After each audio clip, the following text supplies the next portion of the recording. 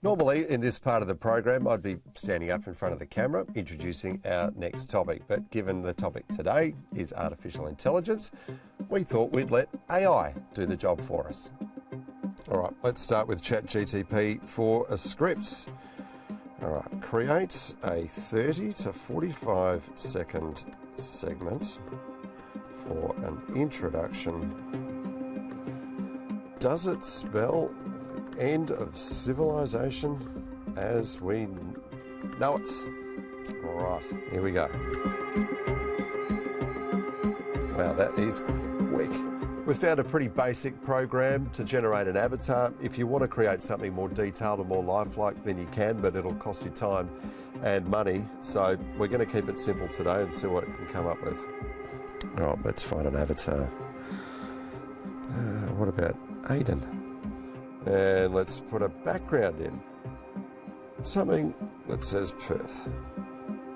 That'll do. And maybe add some text to it so people know what show they're watching.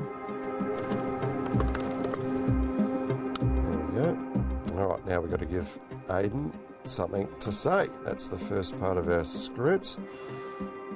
Pick an accent. All right, let's give him a natural Australian accent.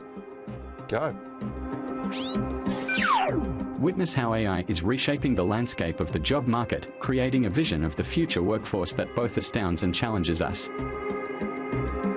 But amidst the wonders of AI, lies a question that echoes through generations: will it inspire imagination or stifle creativity? The debate is fierce and the stakes are high. Can AI coexist with humanity, or does it hold the key to the end of civilization as we know it? We need to be treating AI and all of these new exponential developments with caution. Don't miss this eye-opening segment as we delve into the heart of the matter and uncover the potential that AI holds for education and beyond. Am I still going to have a job in 10 years, do you reckon? I reckon you'll still have a job, but some of your work tasks every day in terms of feeding you the latest information. I mean, 10, 15, 20, 30 years ago, you might not have sat being fed information through your ear, for example. So we're going to be augmenting our news reporters in every profession. We'll see people, professionals, becoming cyborgs, people whose mental and physical abilities will be augmented by technology. You're a global futurist. What does that mean? My mum has no idea what I do for a living. She calls me her son, the one who used to be a lawyer who's now a glorified astrologer. So I don't know if my mum is right or not, and hopefully what we do is a little bit more data-based, scientific, strategic. I think people get trepidatious about artificial intelligence. What do you say to those people? When people are fearful that, hey, I might lose my old mining job digging for coal or fossil fuels, there's also a huge opportunity, for example, in WA around lithium. 50% of the world's lithium gets mined in Australia. Empowering these green transition, there'll be a bunch of green technology jobs. People used to be super fearful. Artists, creatives used to be fearful about the coming technology of the camera, for example, because they thought there would be no people painting landscapes or visualizing the new scientific discoveries of flora and fauna, for example. But of course, photography in and of itself became a new art form, but it also became a really useful reference tool for artists. So technology doesn't just replace humans, it can help augment us, and it can help augment and create new art forms, new ways of expressing ourselves, or even new business models. The words artificial intelligence, for me, are either terrifying or really inspirational. And we're in this space where it could go either way. The pace of change that we're seeing in the industry at this point in time is like nothing I've ever seen in over 30 years in the creative industries. So I think there's scope to be a little bit nervous about what's coming, but always scope for optimism in these things.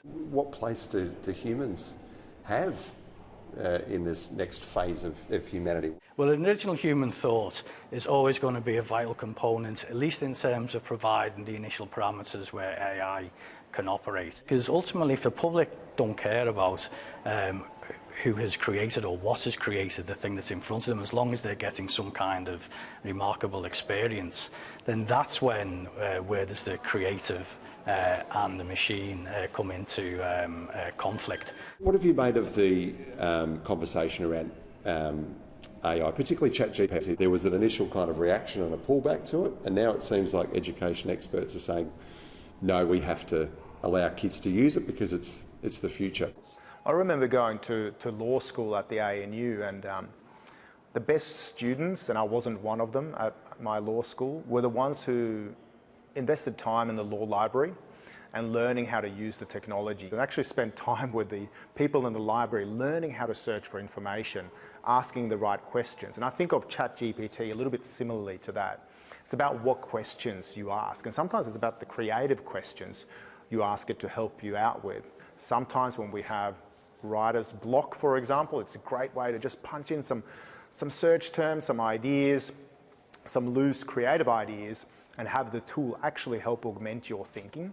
But the problem, of course, is when it goes from your thinking augmented by technology to being copyright infringements. I mean, we're sitting in an art gallery here at the moment, gazing into your crystal ball.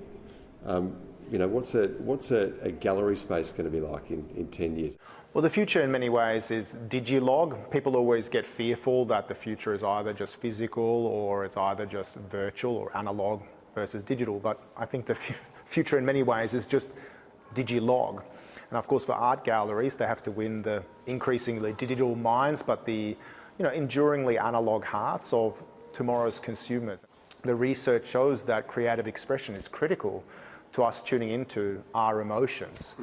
And so the art form needs to continue, and of course it's also creativity, one of the things that every industry, all my clients, no matter whether they're a Dyson or an Apple or a Google or a Microsoft, cross-industry, they're all asking for creatives.